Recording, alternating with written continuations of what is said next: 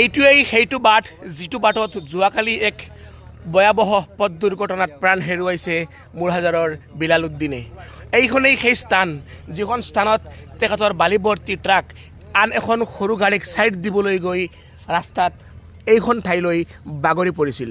সৰু এখন ঠাই, কিন্তু সেই ঠাইতেই এই ট্ৰাকখন বাগৰি পৰি ইয়াতে সৰু এটা নলা আছে আৰু সেই নলাখনত এই সৰু কালভাৰ্টৰ সন্মুখতে তেখেতৰ ট্ৰাকখন বাগৰি পৰিছিল। আৰু ইয়াতে আপোনালোকে এই ৰাস্তাটো দেখিব পাৰিব, এই ঠাইতেই তেখেতৰ এইখন গাড়ীৰ চকা গৈছে আৰু এই চকাৰে ইয়াতে অহাৰ লগে লগে গাড়ীখন বাগৰি পৰিছিল এইটো ছাইডত থকা নলাটোতে।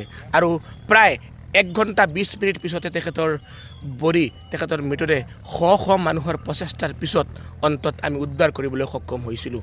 ইয়াতে বহুকেইজন মানুহে আছে, ইয়াতে বৰ্তমানে উপস্থিত আছে।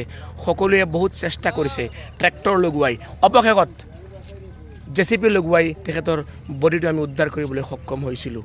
আৰু এইটো সেইটো ৰাস্তা যিটো ৰাস্তাত জীৱনৰ প্ৰতিটো পল এইটো ৰাস্তাৰে বিলাল ভাইয়ে গাড়ী ড্ৰাইভিং কৰি আছিলে জীৱন নিৰ্বাহৰ কাৰণে আৰু জীৱনটো বচাবৰ কাৰণে।